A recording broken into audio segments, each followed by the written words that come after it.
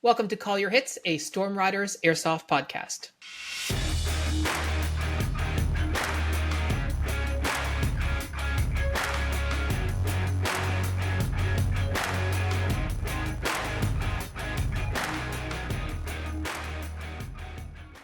Thanks for joining us, everyone. Today, I'm joined once again by Ben, better known as Frosty, on our Discord server. Ben is an airsofter from Australia, and the last time he was on the podcast, we talked a fair bit about how, because airsoft isn't allowed in Australia, he and his team have to travel to New Zealand if they want to Plasto Blasto. And in fact, he's been doing a lot of planning for an event in October, which is timely because we've been doing a lot of planning for going to American Milson's Iron Horse at the start of 2024. So we thought this would be a really great idea for us to reconnect, to chat about, what goes into planning for an overseas airsoft trip.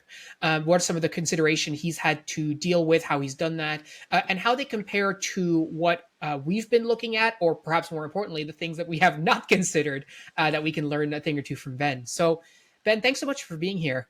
Nice. It's been, I'm excited to get back on. Yeah. So first things first, how you been, man? Pretty good. Yeah. Life's life, work. Yep. Fair enough. Have you played airsoft since the last time we spoke? No. That's rough, man. I've done nothing but, put my plate carry on and smile. Yeah. That's shocking. Yeah. But I mean, totally understandable given your situation. So this event that's coming up in October for you guys, is that the next time you're going to play, or are you going to be playing airsoft in between then and now? No, I think that's the next time. Okay, and that will be your spring, is that right? Yes. Okay, so tell me a little bit about this event that you've got coming up in October. So this year it's Operation Black Gecko, which will be our sort of first new installment into the Oz1 airsoft team scene. So generally, again, it's our annual event, happens every October, but this year some gameplay systems are going to be changed up a bit. We're hoping to push in a bit of a revitalization to the sport and to our our team. So this year, a lot of new things going on, but essentially it's the same old gist of a bunch of Australians flying over and playing Plasto Blasto. Yeah, fair enough. And how many people are going with you in October? I mean, I know it's still early days, but how many are you expecting? Well, I'm hoping for at least 80 this time. There's been a lot more interest this year. For example, I've got 4, maybe 5 new guys alone just coming in my team. And I've heard of teams up in the Jalbor area who haven't done before coming, with 7 new guys. That's already 3 squads. So yeah, it should be a decent number, hoping, 80 to 100. And of course, when we get there, we're hoping that the New Zealanders have heard of it as well. I know actually there are some New Zealanders in the North Island going to travel down to play with us as well. Wonderful. So pretty big event. I mean, like I said, still early days, but it's shaping up to be pretty big. Yeah. Is the setup still the same? I know last time you were there, last time you were on, I should say, you explained that all your replicas are actually stored in New Zealand for you by one of the stores. I believe is that still the case? Yeah, all the same. The stores still have them, or some of our friends have ours. Great. And so for your travel, and I think this is something that I've been thinking about, and I'm wondering sort of a couple of things. Well, firstly, you're traveling with not necessarily you specifically traveling with a large group, but there's a large group of Australians going over. Do you coordinate any of your travel with other people, or do you charter a flight or anything like that? Yeah, that's a key tip for anyone doing this. Try and organize and coordinate, especially if you're doing it for the first time, because you have no idea what you're supposed to be doing. And if you don't, do your research. But that's the benefit of why I've started my own airsoft team, is that we can get this group of friends that we have and organize all of this stuff. So we get together months in advance like we have now, and we say, hey, we're all going to go in these dates, we're all going to get this accommodation, and we're all going to hire this car together. All you have to do is say, yes, I'm happy with it, and give us money.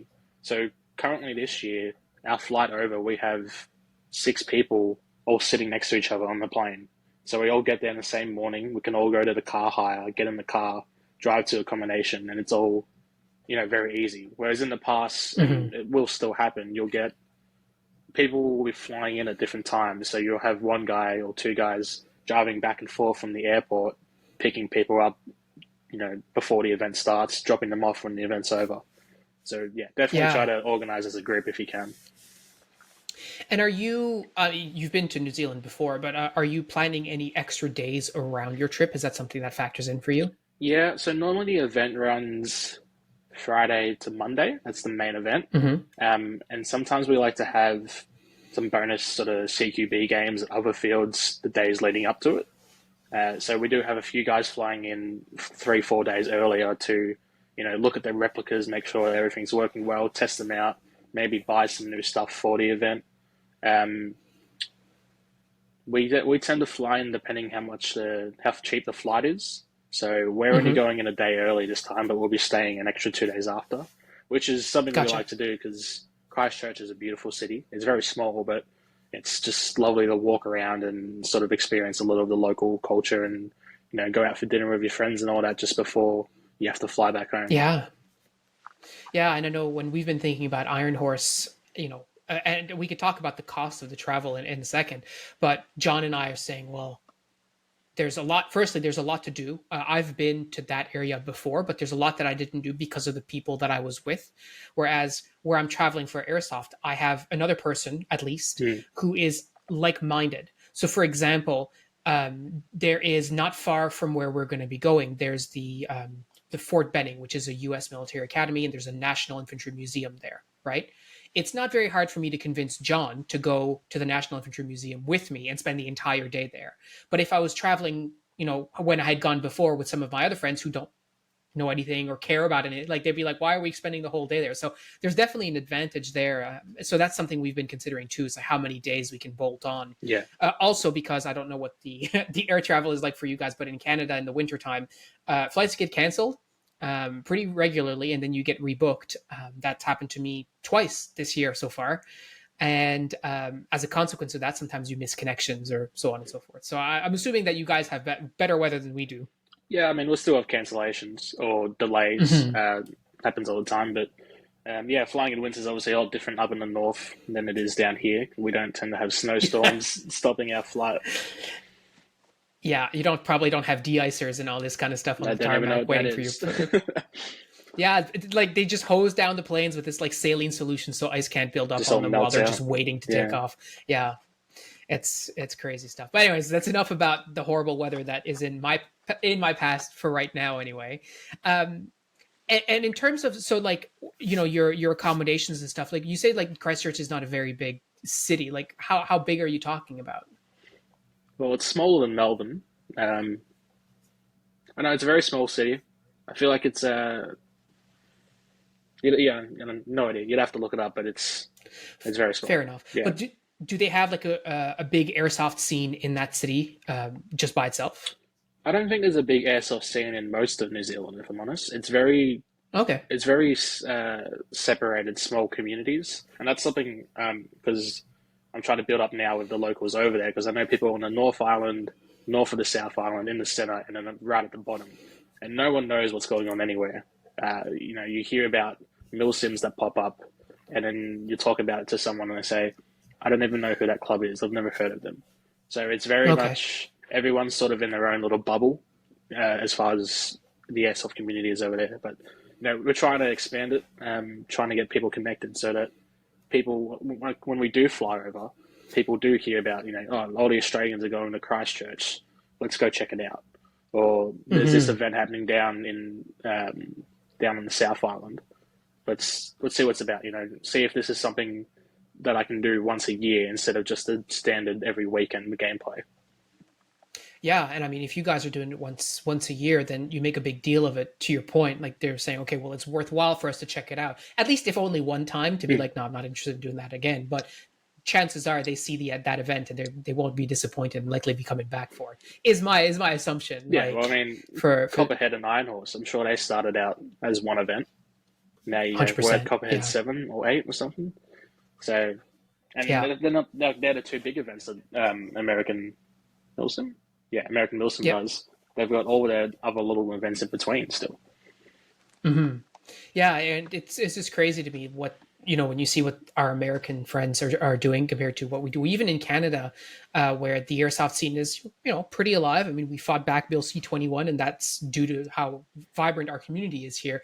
You don't see the huge level of games, like national games, that you see in the States. But I digress. I think one of the challenges, of course, for us traveling to the States is kind of actually similar in a way to the challenge that you guys have traveling to New Zealand, in that you're not traveling with your replicas, Yeah. right? Like in your case, yours are already there. In our case, well, we don't have any there, but we do because people are going to lend them to us, which is fine. But we're not traveling with that. So really, what we're traveling with, well, is actually the whole purpose, or part of the purpose of our conversation today. Like, what do you typically travel with when you're going to these events? Like, what does your packing list look like?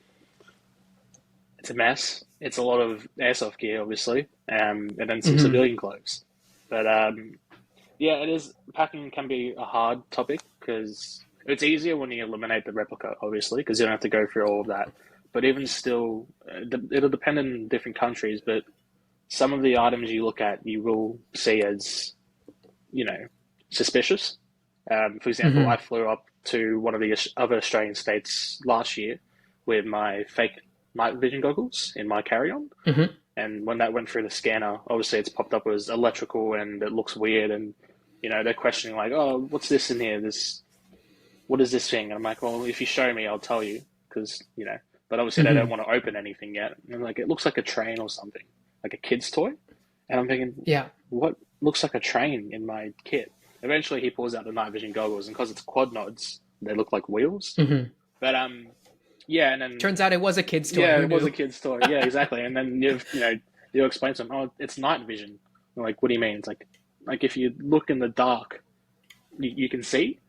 And then obviously you get to a Mm-hmm. point where they just go, whatever, let it through. It's not dangerous. But yeah, like you got to think about it because something like a plate carrier, um, why would you be bringing it on the plane unless you plan to use it? Maybe it's again, it's that who you get on the day and what they think about. Yeah. Um, but that's airplane travel. So I try to keep majority of my frontline actual airsoft kit in carry on, and all of my sort of just clothing. So in checked luggage, all of my clothing I try Yeah. to put in carry on and take that on the plane because it's fabric. Yeah, that's exactly what I was going to ask you next is, what are those things that you put in carry-on? So, and that's sort of where my thinking was too, like, my helmet and like my GoPros and, my fake mags, if I'm bringing them or whatever, like I put all that in my checked luggage. Like I'm not taking that Mm. on the plane with me for, suspicious reasons. Like it's not like it's harmful in any way, but I'd rather not have the conversation if I can avoid it. Because to your point, like if you tell me what a quad that oh, it's a quad knot, I know exactly what you're talking about. But if you try to explain that to my dad, like you'd be there for a while, more than likely. Shout out to my dad, Mm. but like I don't think he knows anything about night vision. It's So like calling someone yeah, four eyes, but it's cool, you know. yeah, Yeah. exactly, exactly. But So are there things too that you specifically don't bring with you with the intent that you're going to buy it once you get to your destination? well, nothing. Maybe sometimes batteries. So say if you're Okay. running Yep. comms and it's like a double A battery or something, just buy it in country. But to Mm-hmm. touch on batteries, obviously, when you're traveling, it's handy to have things like power banks for recharging and all that. When Mm-hmm. it comes to, you know, packs of batteries or whatever, take it in your carry-on, put it in the clear plastic bag, and when you go through to scan the checkpoint scanner, take it out of the carry-on and put it separate, because then they can Mm-hmm. look at it straight away. Because I've had many times in the past where I'd have the batteries in the bag, they see all these batteries next to each other, and they see it as could be a device, and then they question me Mm-hmm. about it. This one time I had all my batteries next to this really weird looking water bottle, and they didn't pick it up as water. They picked it up as possibly like a flammable liquid next to all these batteries, and then they pulled me up and questioned me about Mm-hmm. it. So you will find that you'll find certain items. If you're worried about it being suspicious, take it out of the carry on before it goes through the checkpoint, because then they'll see it straight away and they won't question it. Yeah, But as that's for a buying really really things, good point. yeah, obviously food. You don't take food across borders. But like, I can't think of anything that you'd really need. Once you land, you need your replica and you need your BBs. Hmm. Can you even buy BBs in Australia? I guess that's not an issue, really. I think it's technically contraband. I don't know, but Oh, like really? at the same time, why would you need BBs here if you can't use Yeah. them? Yeah, like every now and then when I fly back and take off my kit and everything, I might see a BB fall out and I go, "Oh, that's cool. I've got a little, a little souvenir." But yeah, Yeah. generally just in the past, if you still have BBs that are left over at your event, you either give them to people or you just spend the next 10 minutes shooting them at nothing. Yeah, and that's a good point too. Like I think as well about like the weight. Like I mean, it's not a huge deal, especially if you're checking bags and stuff. But if you're like me and you try and jam as much as you can in your carry-on, that's a lot of weight potentially, right? And so Mm, if you're not that I would suggest taking BB's carry on anyway, but like it's a lot of extra weight for no reason that when you get down there, like same thing for us going to Iron Horse, like I'm not bringing BBs with me. Like there will be vendors down there. And I mean, it's cheaper in the US anyway because of the dollar and stuff. But regardless, it's just way easier for me to just buy the vast quantities of BBs that I'm going to be needing to shoot. Not to mention all the other consumables, like you're talking about batteries, although I'll probably be using HPA when I go down there. I'm not going to be flying with a tank, right? That's good. Again, like that's adding a lot of complexity. And, I don't want anyone to come across to feel like we're coming across like saying you shouldn't be traveling with these things or that you're doing something wrong if you are. That's yeah, not at all. But it's about just making life easy on yourself more than anything, right? exactly. Because they're not going to seize it. It's not illegal, but at the same time, like the airport sucks already, right? I don't know if Yeah. it's like that for you Well, guys, but it sucks it here. depends again. It's who you get the day. Like one year, I flew up with grip tape, which is like paper tape with grip on it, and Yep. I just bought it brand new, and they confiscated it because they reckon that I could bind someone's hands with it. I don't Yeah, know. fair It's enough. very rippable. That's the problem. And then if you walk through the terminal, you can go to the pharmacy and buy medical tape, which is very strong and could easily wrap someone's hands up. So which I'm like, what was wrong with my tape, and now I can just buy the exact same thing here. But I think the biggest thing you got to be concerned about, especially for our situations, you and I, it's flying back into your country with Hmm. stuff. So, for example, obviously I'm not going to take a replica in my luggage because it's illegal here. But we've had instances where our government just doesn't like anything related. So I think one year someone tried flying back with a magazine, which obviously that's Hmm. just a no-no. But last year, for example, one of my friends tried flying back with a scope, an Elcan scope, and they stopped him. They tried, confiscating it off him, saying that he wasn't allowed to have it in country because it's technically a military grade weapon attachment. Um, Hmm.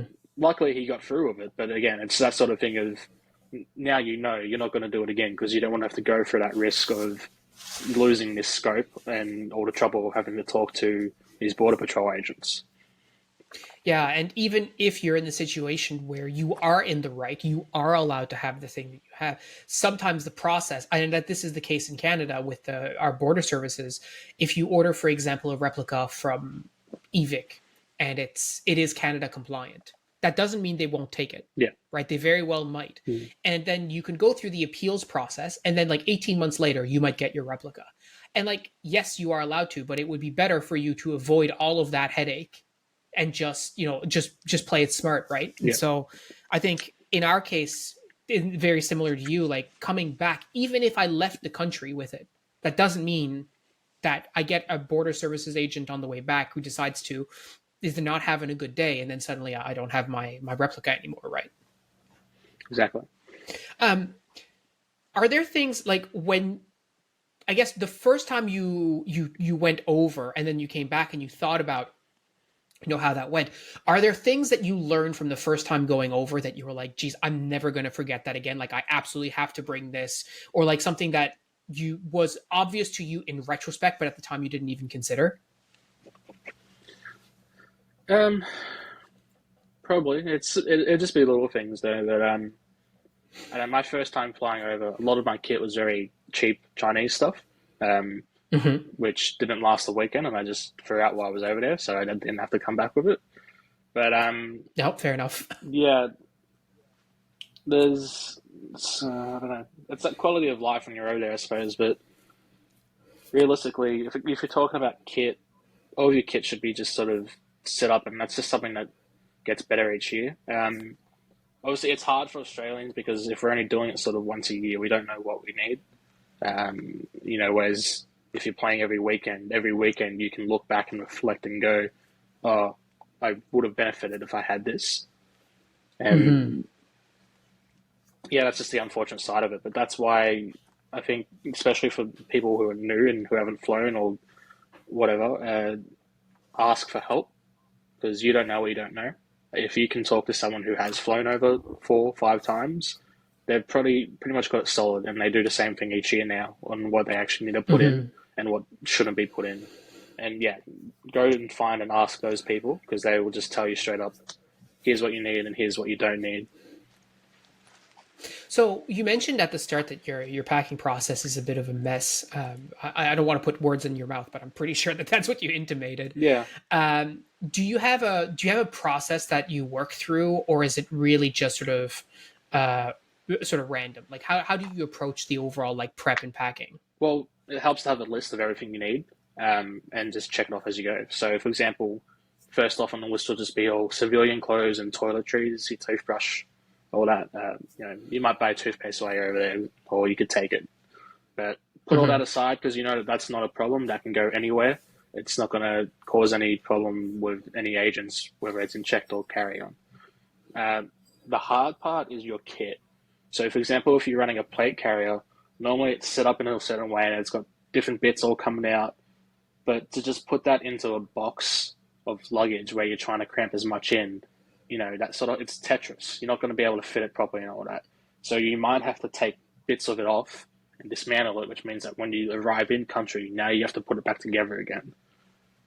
That's probably one of the main complications. Just some kit is awkward to store. Helmets, for example, Mm-hmm. I still can't figure out how to put my helmet in. I just kind of push it in and pray that it's in a good position.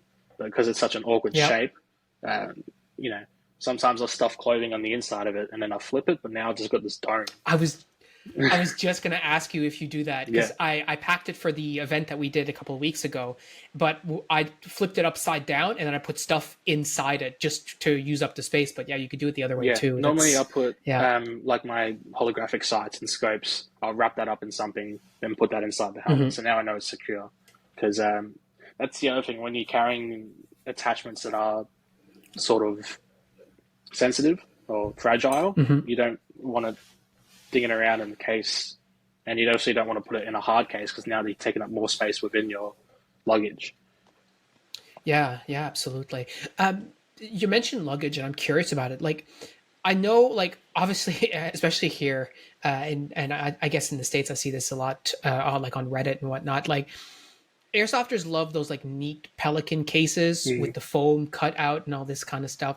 Um, is that something that you do? Like, has that been an effective way, or do you even think it's an effective way to travel in general, especially as a civilian with limited bags to check, for example? If you've got the space, I think so. I have a small sort of Pelican case with all the foam in it, and I actually had all my attachments within that. Which, when I was Hmm. regularly flying up to play gel ball, I would take that case, knowing that all of my stuff is compact and safe. But of course, that's now this giant case within my other case, taking up all the space, and it's just if you've got the space, because if I'm only going for a weekend, I don't need to take a lot. I can afford to put in this big box. Um, but when you're going for multiple days and space is something you need to consider, I don't think it's worth having those big Pelican boxes. Unless, of course, if you have a replica in it, that you need to do that. But Right. yeah, I think if again, it's Tetris. If you can get everything to fit in without struggle, it's go for it. But otherwise, just a standard sort of travel luggage case should be fine. Don't use So fabric what? ones though, because I see some people with the big duffel bags. Mhm. No, I couldn't do that. It's just yeah. So what does your travel like luggage situation look like? Like how many bags are we talking about typically when you're going over for the October game? So in the past, I've had two checked in big like hard case bags. Hmm. I'm going to try and stop doing that because I overpack. I don't need to. Everyone else gets by with one. So Trying to go for Hmm. one now, and usually that'll be about 27 kilograms max. I think is Okay. you can't do more than that. I could be wrong, or maybe it starts at 27 and you can go anyway. So that'll have a majority of all my gear in it, my kit.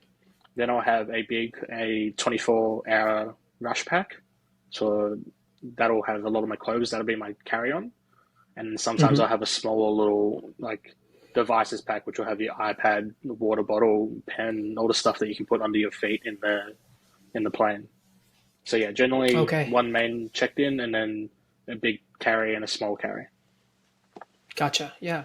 Yeah. That's just sort of where my thinking was as well. Like I have a big, it's like a Pelican case basically. It's like this blaze orange case, but same idea for Mm. my helmet, my electronics. Like it can fit all of it. Now I have the foam completely taken out of it Yeah, to maximize the space rather than try and pick out all the foam bits so everything fits nicely. Like I need all that real estate. yeah, So hauled out all the foam, put everything in there, and it fits just fine. And then that's the my way to go. actual yeah, and then my actual backpack, which for my purposes is my airsoft backpack. Yeah, Like and I've actually done this for years and years. My airsoft backpack is my travel backpack because I mean, that's what I a do. backpack's a backpack, Yeah, like, yeah, right? And then when you get there, guess what? You didn't have to pack. Which I always thought was kind of like, why are you packing a backpack inside another pack? Like that doesn't make any sense to me. yeah, And then to your point as well, like your small carry, your small items carry on for your devices, et cetera, et cetera. and Um, so just go with your backpack. That's another thing where I was saying that obviously now everything in your backpack is clothes and whatnot for carry on, but when you get over there, you need it for airsoft. So you got to dump it and then put all your airsoft mhm. stuff in it. Like I did Yeah. a 48-hour event 2 years ago, and of course I needed that pack for the entire weekend with all my food and my cutlery and my tools. But obviously, I'm not going to take that onto the plane. So I had to dump all the clothing out and then repack it with everything to survive for the next 2 days. Um, Hmm. but just going with that packing, what I actually do a lot of is, when you buy a lot of airsoft gear, they come in the big Ziploc plastic bags. I Yep. keep all of those. I don't know if it's a Okay. bad habit. It doesn't take up space, but I keep them all in from small sizes to really big sizes, and I'll tend to store all my stuff in them. So if I have a big Hmm. one, I can put 5 shirts in it rolled up, which now means that when I get over there, I know all my shirts are organized into this one sleeve of this one bag that I can just throw anywhere else, get out of the way. Yeah. That's been really Yeah. handy.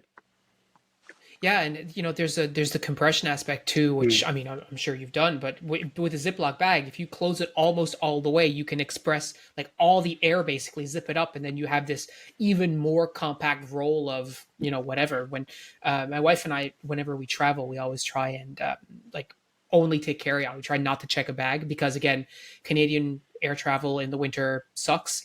They lose your bags, all this kind of stuff. They can't lose your carry on; it's on the plane with you. Yeah, So we always try to do that. And again, the Ziploc bag trick is absolutely a good one. Um, but yeah, and again, like figuring out like what you need or what you needed, and you mentioned it earlier, and I'm really curious about this because, like you said, you don't get to play every weekend or every second weekend or every month if you're like an old guy like me and don't have all the time in the world. Um, what does your sort of your after action process look like to figure out that kind of stuff, how you can improve for next time when you have so much time in between? yeah. So for starters, we have a document that has a bunch of questions on your gear for the event. It'll be, you Hmm. know, what worked well, what didn't work well, what's something you wish you really had and were always looking for, what's something you never touched and know you don't need. You kind of go through that elimination process. And then, of course, you look at all the clean clothes you have that you didn't wear. Hmm. And then you say, okay, well, I didn't wear 3 of these shirts, which means that next year I should probably take 3 less shirts. Um, Hmm. and yeah, I suppose you got to remember that you are in a country where you can buy things. So if for some reason you are one shirt less than all your other shirts are dirty, or you need a nicer shirt for an evening, go out and buy one. Um, yeah, you don't want to spend money, but at the same time, you save that sort of trouble of having to pack everything. And Are there? go ahead. I was gonna say, like, are there certain things that you pack that are like aside from like your the kit that you're going to need, that are non-negotiables for you, like something that you always have to bring, regard, outside of the normal, underwear, food, that kind of stuff, or not food, shirts and stuff. No, it's all pretty standard. It's clothes, it's, your phone chargers, and then of course your airsoft kit. Um, Mm. yeah, it's besides, bring a water bottle. You can refill it. You shouldn't be buying water. But yeah, that, and try to maximize using your airsoft kit as much as just normal kit. So, for example, I'll have a general purpose molly pouch, which I generally don't wear, but I'll use that as my toiletries and all that, as my toothpaste, my Mm. deodorant. And then if I, for some reason, know I'm going to need it one day, I'll just dump out all the toiletries and then throw it in my kit. Um, yeah. Right. Yeah, and that makes a lot of sense. I think when it's all about traveling smart, I guess. You're Mm. figuring out, all the things that can do double duty. There's nothing worse than like like traveling with empty stuff. Like, why? Do you do you typically, like, you mentioned like civilian like clothing and stuff like that? Do you tend to overpack for that too, or Oh, just for yeah. airsoft, or a little bit of both? Yeah. Well, I guess what I don't, I count the days that I'm there and I go, okay, I could need a shirt each day. But what I don't account for is that for 3 days in a row, I'm just wearing camouflage. And when I get home, I'm having a shower and then I'm probably putting on pajamas. Those pajamas I'm going to be Mhm. wearing for the next 3 days or whatever. So that's now 3 days of civilian clothes that I actually don't need. Um, and then, yeah, I don't say don't put on dirty clothes, but if you're wearing jeans for 2 hours a day, they're going to last you a few days. Yeah, It's not like you're yeah. running around all day sweating in them and getting dirty because it's a comfort clothes at that point. What does your kit look like now, or your traveling kit, I should say, not just your kit, but your traveling kit look like now compared to when you first went over? It's prettier. I mean, like Yeah. all the gear's nice, obviously, but it's also more complex, I would say, because when I first went, it was all very basic. I didn't know what I was actually using. Whereas now I've got, all electronics. I've got different comms, headsets. I'm also carrying a lot of gear that I'm not using because we have new guys all the time. I'm trying to help outfit them. So, for example, Hmm. last year there was a guy on the field who got a pistol, but he didn't have any pistol magazine pouches. So I'm like, hey, I've got two extra here that I'm not using. Do you want to try them out? Because that's the other thing too, is we can't sell our gear if we don't know people. Whereas if you Hmm. you try and sell gear when you fly over as well, because like who am I going to sell it while I'm here? There's no one here to buy it, nor that knows that they want it. Right. Yeah, so it's a lot of gear that I'm not using, and a lot more complex gear that I am using and just don't know how to install. Right. So with this event in particular, I know, as we were talking about, in the lead up to this episode, you were mentioning that you're acting a bit of a consultant, I guess, for the game admins and stuff. Does that also mean that you're carrying stuff for the event as well? Might be this year. Yeah, well, for example, this year I've designed a patch for the event, which I'm planning to Hmm. sell to the players. So obviously that now means I need to make space for 50 patches to fly over and Right. give to people because I'm not going to post it out. It'd just be easy to fly over with it. But that is something that the game organizers do have to look at. So this year we're running armbands for our teams, which means that Hmm. someone on admin who's bought those armbands has to fly over with 100 armbands to give out to players. And I suppose that's something, yeah, you do have to look at. Or um, that's going back to things that you can sort of purchase while you're there. Maps, you can go to the local sort of, um, you know, office equipment stuff and print out maps while you're there and get them laminated. You're not going to fly. I mean, you can Hmm. fly over it because it's a piece of paper. It doesn't take up much space. But that is, yeah, things like that are what you look at. Do you ever? Is there any consideration given to like mailing stuff over before you arrive to, like, either the store where you keep your replicas or your point of contact or anything like that? Yeah, definitely. For example, my team patch, I posted over to our teammate in New Zealand. I could have easily flown over it, but like I was so excited, I had to send it to him. Um, Yeah, fair enough. but that's something that is beneficial having contacts over there. So, say for example, we need something, you ask someone over there, hey, can we just send it to you and cut out the middleman of having to fly over with it? Or Mhm. we know we're going to need this colored tape to go around the field as a border. We're not going to fly over it. Can you just go to your local hardware store and pick it up for us so it's ready when we get there? Yeah, that's something that I had considered doing as well for certain things, because we, for Iron Horse, like, we are meeting people there Mm. uh, who are in the area or pretty close or whatever, like, Nick or Chaz or whatever. There's an opportunity to say, hey, if I mail this to you, can you bring it with you or what have you? Yeah, Because again, like, if it's not like, because I'm also thinking like I'm going to bring, stickers and patches and whatever for everyone I meet down there. I don't know how many people it's going to be, but based on what I've been hearing, it's going to be a fair amount of people. sounds like it. I want to have stuff to hand out, right? So it's better to mail it down there than have to, to air travel with it again, right? Mm. Yeah, exactly. I mean, like last year we had a couple of my mates were there 3, 4 days earlier, and I was messaging one of them Mm-hmm. like, "Hey, can you go to the shop and pick up a pistol battery for me and 2 bags of BBs, just so that I know it's there, and when I get there, they're not magically out of stock." Because that's happened in the Mm-hmm. past where the shipment of BBs was sitting at the import center for months because they couldn't get it through or something, which meant there was a BB shortage. But yeah, if you Right. can prep something before you get there, do it.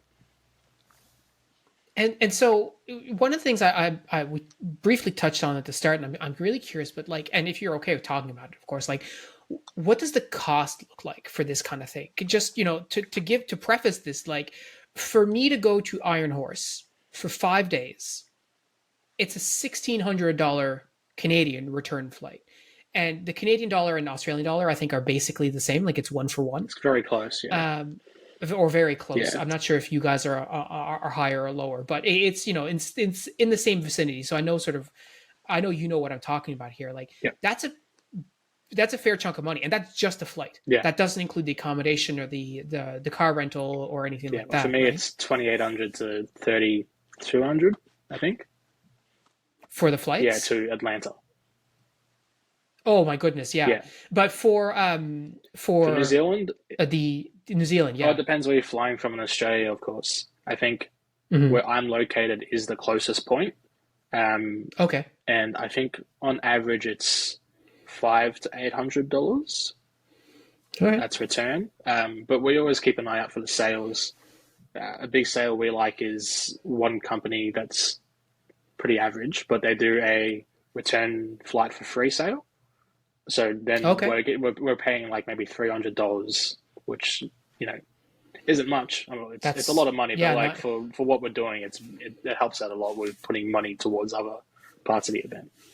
But in saying well. I that, mean it. we had a guy last year who sort of last minute booked flights, and it was something like $2,000. Yeah.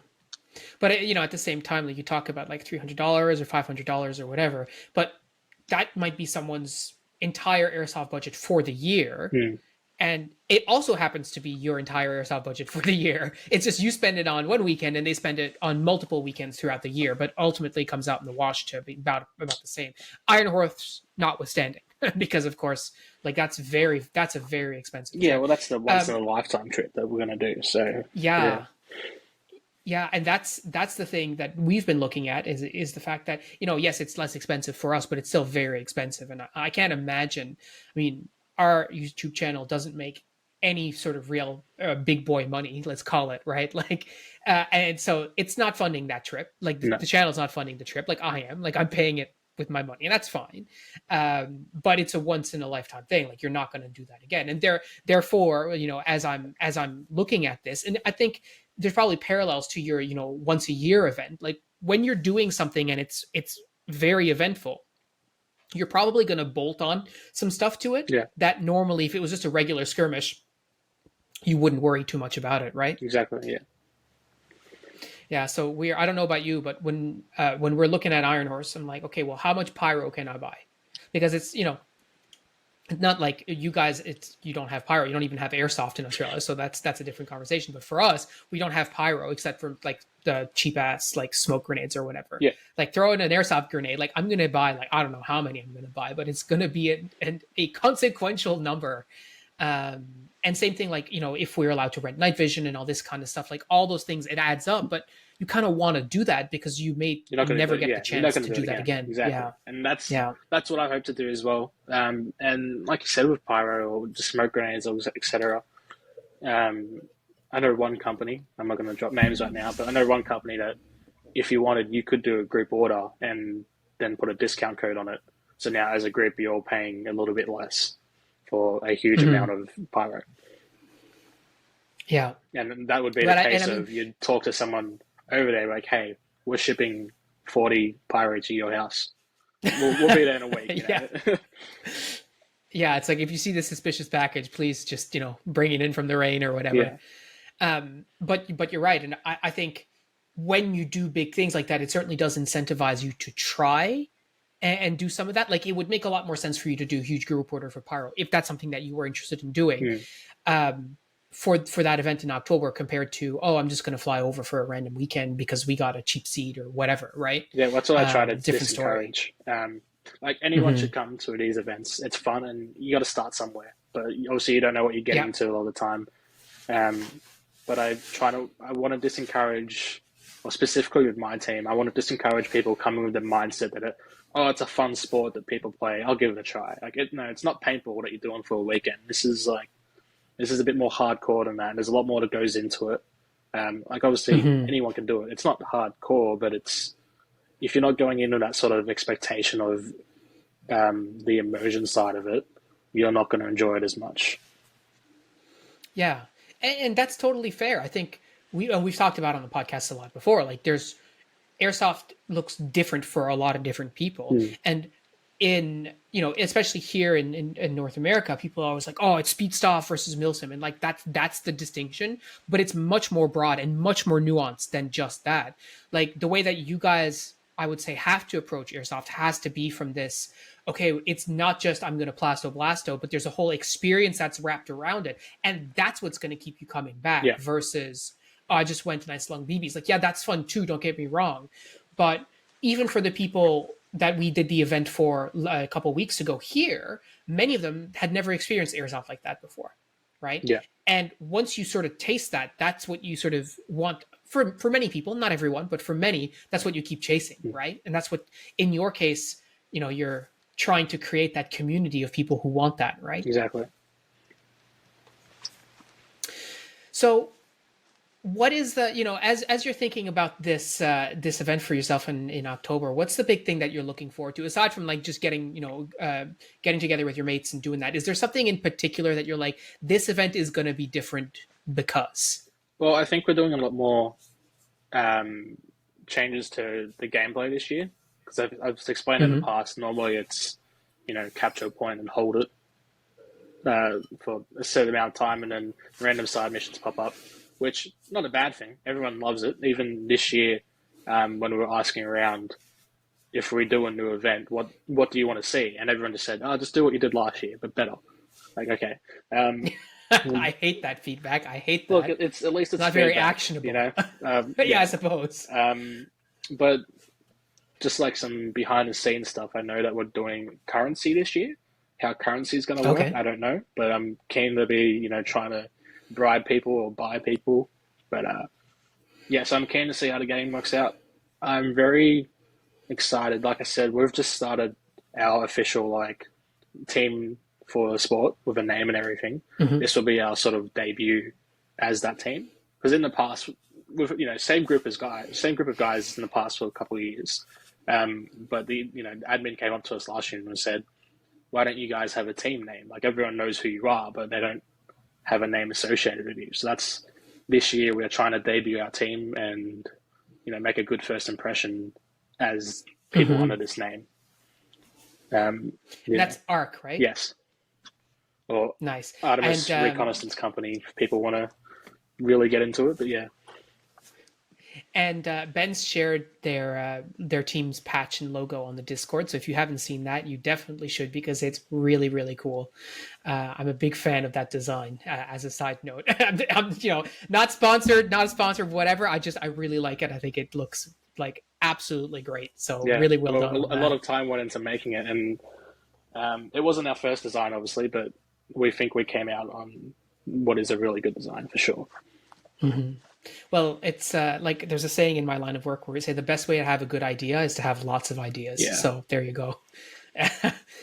So I mean, I'm really excited to hear more about this event, but I'm really looking forward to as well having some more conversations, just you and I, about like to show you sort of what I'm looking at packing, and for you to go, okay, well, Phil, you're out to lunch. Like, there's no way you should do that or whatever. Because again, to me, like this is all very exciting and very brand new. So like, if I'm feeling like 10% of the excitement that you feel, for the travel, like I think I'm doing pretty all right, so to speak. yeah. Well, I mean, I'll get that excitement too because I'm also planning to come to Iron Horse and trying to bring my battle buddy with me. He said to me the other day, he said, "You know what? Mm. Let's do it.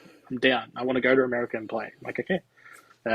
We just the biggest thing for us is getting the date because if you look in the past, Iron Horse has been in January, February, April. It's all over the place. Yeah. Yeah, and it's the same thing for us. Like, I mean, again, we're trying to plan everything around Canadian air travel in winter, Hmm. which I guess for you guys it'll be summer, so probably not as problematic until you cross the equator. Exactly. Yeah. If we get halfway and they tell us to turn back, then we have a problem. Yeah. Um, but yeah, so I definitely agree. Like it's knowing exactly when it's going to be and looking at flights and stuff like that. But it's going to be an experience, and hopefully, well, I mean, you'll be much better off at packing for that event than we will be. It'll be our first kick at the can, so to Hmm. speak. But yeah, And to jump on with going as a group, another benefit when you're traveling with other people is if your luggage doesn't fit this item or is just overweight, you can possibly put it in your friend's luggage as well. So, like yeah. for example, the guys I'm going with this year, at least two of them are going to be flying over with almost nothing because they just don't own kit, which means that I can now throw my kit into their luggage as well to spread that. Yeah, and I would say as well, thinking about the traveling as a group, it also makes the post-event beers and Oh yeah, meals a lot more fun. exactly. Well, that's the first thing we do when we get to the airport is we sit down and we have a beer and we say, "Cool, here we are again, starting this journey." You know. Mm. And that's what I'm really looking forward to at Iron Horse as well is the Friday night before. We're planning on being there, like arriving on Wednesday in America, Yeah. and then spending Wednesday uh, traveling to Fort Benning, and then spending the day on Thursday morning, from Thursday all day basically at Fort Benning, because they do like troop graduations and we're huge nerds for military history and all this kind of stuff, as you would expect. Mm. And then on Friday they do the safety brief and all that in the evening, so we'll do probably the aerospace museum at like Werner Robin or something, and then head to the event, and then the event Saturday, Sunday, and then that's when after the event hopefully we'll get a lot of time to like chill and chat and connect with everybody and look at lodgings and see who we're going to be staying with and all that. But that's a huge benefit I would expect of the group travel aspect to Airsoft too, which I haven't had the chance to experience yet, but I'm really looking forward to it for sure. And are you looking at getting a hotel during the event? So we're looking at renting a house. Okay. So depending on how many people want to get in, it could be a very large house or it could be a very small house. Yeah, that's what we're doing this year. We're getting an Airbnb with 10 beds in it. Currently, there's only 8 of us, but if 2 people jump on, they can. Yeah, so that's what we're looking at. I mean, you guys aren't excluded from that if that's something that you wanted to get in on with us. Like, no problem there. Just because from my understanding, at the very least, it's going to be myself and John, Chaz, and Nick, and then whoever else decides to come, whether that's Sam or whatever. Like last I checked, that number ballooned to like 18 people. I'm like, okay, well, this is Airsoft rules. 18 people say they're going to show up, so 12 people will show up, right? So we'll see how all that works out. But once we get closer as well, there's like you were saying right at at the start of the episode, like you're thinking about, okay, well, this is what we're when we're going, these are the flights, these are the accommodations. Like if you're good with that, then great, just say yes and we'll make it happen. Yeah, Otherwise, you're on your own kind of deal, right? But so we'll get that figured out as well. yeah, exactly. Take the hard work out of it for everyone, and they'll be more inclined to join in. That's for sure. Yeah, for And sure. if you're all at the That's same a house, you're all driving back and forth from one place. It doesn't get as you're all arriving at the same time as well. You're not waiting on other people. Yeah, especially if there's people who, to your point earlier, that have never experienced that before and they don't know what they don't know. Yeah, Like, I mean, I've experienced airsoft games, but I've never experienced this. So having someone like Chaz or Nick to tell me like, okay, to set me straight and say like, you don't need to worry about this, or you do need to worry about that. Like, this is important. Don't worry about this other thing. That's just noise, right? yeah, That helps a lot, I would expect, right? And so same thing for you and your guys who you're, or I say guys, you're the people that you're trying to get over there, especially like newer players. Like that takes a lot of the anxiety, I would say, out of it as well, of not knowing, right? yeah. Well, there's always room to stuff up, but ask for help, or if someone's offering it, Mm-hmm. take it. Like we have one of our guys coming this year who I've said, hey, talk to me. Let's organize flights. I'll show you what flight we're on, so you can sit next to us and everything. He replies to me a couple of days later saying, hey, I've booked my flight. I'm like, cool, where are you sitting? And then we organize Mm-hmm. it. I'm like, okay, so you want to look at here. This is where we're sitting. There should be one seat left. And he goes, all the seats are available. I'm like, what flight are you on? He goes, I'm on this flight to Auckland. I'm like, you're flying to the wrong island. You know what I mean? Like, what have you done? This is why you talk to the people, so you don't get these stuff Mm-hmm. ups. Otherwise, you're going to end up, in another country. Yeah, and not to mention, I think for I don't know what it's like in New Zealand, but Atlanta, where we're going to be flying into, is one of the busiest airports in the world. Period. Like one of the largest. Mm, So there's a lot of different things, especially traveling internationally, international terminals, all this kind of stuff. That there's a lot of room for stuff ups, to use your term, yeah, in those situations, and utilizing people who know is always going to be beneficial. There's no pride, I think, in saying, hey, can you help me with this? Or there's no loss of pride, I should say, in saying, hey, can you help me with this, right? yeah, definitely not. The problem is when you stuff up, that's when you make a fool of yourself.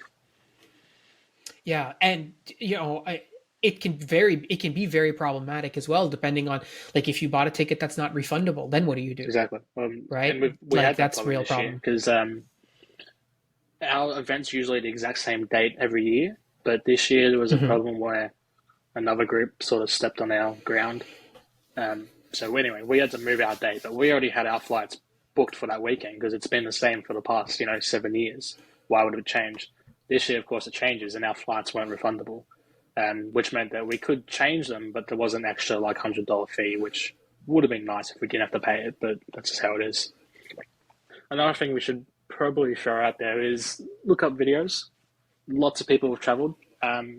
Again, this might be airsoft specific, but there are just generally good traveling tips that you can learn. Hmm. Look up on YouTube. There's a lot of airsoft videos out there. Not all of them are good, but every now and then you'll find, some groups like the Storm Riders channel. They do some okay stuff. Um, I've never heard of those guys. they're right. But yeah, you just keep looking. You'll find videos and you'll see things. It's like anything. You'll see it and you go, I didn't think of that. That's a really good idea. Yeah, I think the gun gamers, and shout out to eHouse, they have a packing video for milsim in particular. But I think that's more about like what to take and less How to how to take it? pack. Yeah. But yeah, yeah, Look up absolutely. Ranger rolling. That's a way that they roll t-shirts. That's saved me so much space. T-shirts and pants, but do that.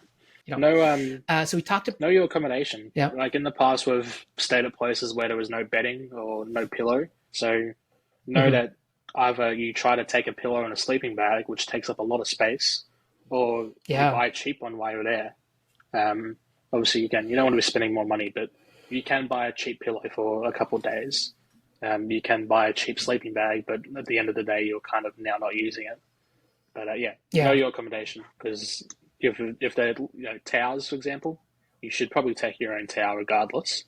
But yeah, if towers are provided, maybe that's something you can take out of your luggage and save some space. Yeah, and another tip that's related to that I know personally is around Goodwill stores as well. Like if you're looking for something cheap and disposable, Yeah, that you don't, and what I mean by disposable is you don't want to travel back with it. yeah, Goodwill, right? good idea. Whether that's pillow, towel, whatever, right? Bed sheets, an extra sweater, anything, Yeah, right?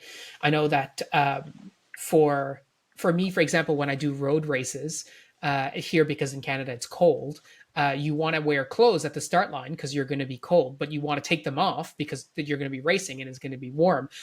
So Goodwill, right? Salvation Army, Goodwill, charity shops, whatever, yeah, and then just as soon as it starts, take it off, throw it away into one of the bags that they pick up and send back to the Goodwills after, exactly. and then you're all set. So similarly, for anything like that, you can pick it up and then just bring it back to the Goodwill when you're done with it, and then leave, right? Yeah, that's a good idea. Yeah. Well, Ben, I'm really glad that we had you on. You've given me a lot to consider about my packing, and a lot to reconsider about my own packing for Iron Horse. I'm really looking forward to hearing more about your event in October, and I'm sure we'll have you on at that. I mean, I know it's still a ways away, but I'm really excited to have you on and talk about that again. It's great to see you. It's always great to chat with you. Yeah, it's good. I love hearing about the realities of that you guys have down under, and the travel and the great opportunity that you have as well now to create this community, which I think is super, super cool. Yeah, it's cool. All right, well, Ben, thanks so much for being on today. I really appreciate it, guys. If you want to keep the conversation going, if you got questions that you want to ask Ben himself, you join the Discord. The link is in the description.